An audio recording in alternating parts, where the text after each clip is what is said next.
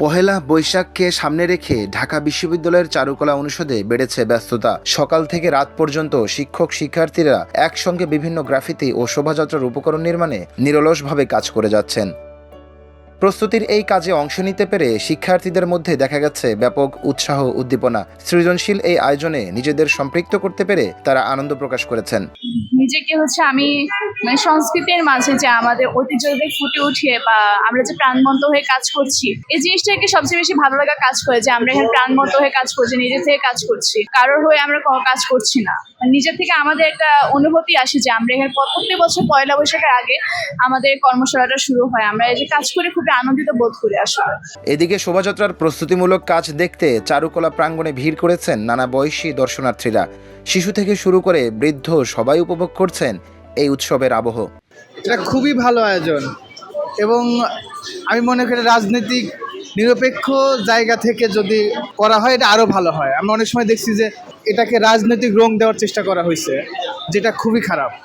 এটা আমাদের সমস্ত বাংলাদেশিদের জন্য একটা প্রোগ্রাম এবং এটা চলতে থাকুক। বৈশাখ মানেই আনন্দ, বৈশাখ মানেই খুশি। এখন যেটাই হোক, মঙ্গলেও কোনো সমস্যা নেই, আনন্দতেও কোনো সমস্যা নেই, কিন্তু যেটা এক মানুষ বলে আসছিল মঙ্গল শোভাযাত্রা, সেটা কিন্তু মুখের থেকে কখনো মানুষে যাবে না, সেটা মুখে এসেই পড়বে।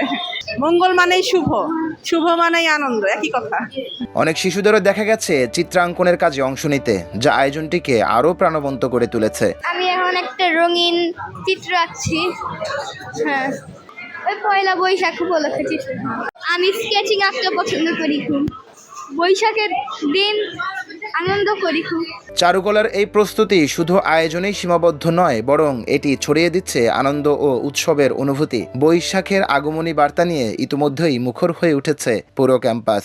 বেশ উৎসব মুখর পরিবেশেই চলছে ঢাকা বিশ্ববিদ্যালয়ের চারুকলা অনুষদের আয়োজনে বৈশাখী শোভাযাত্রার প্রস্তুতি, এবং এই প্রস্তুতিতে অংশগ্রহণ করেছেন ঢাকা বিশ্ববিদ্যালয়ের শিক্ষক থেকে শুরু করে বিভিন্ন শিক্ষাবর্ষের শিক্ষার্থীরা।